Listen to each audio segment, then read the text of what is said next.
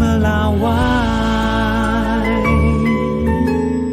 Nanti dari kami sendiri akan melihat perkembangannya seperti apa. Mungkin kalau perlu nanti dari Ombudsman bisa menyampaikan kepada kami. Oke, berbalik. Tapi Ombudsman sebut katanya bisa jadi ada indikasi korupsi Pak di pemberian sertifikat HGB sama SHM pagar laut.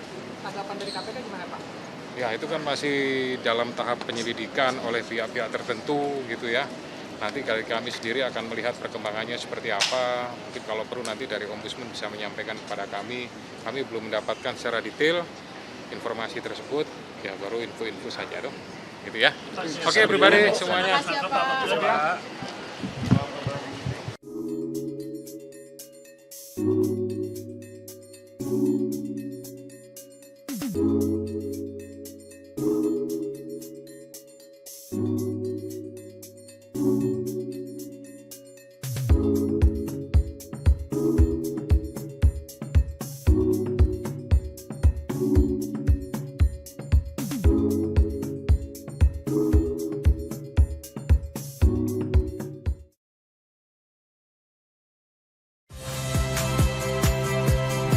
Saya Rahmat Ibrahim.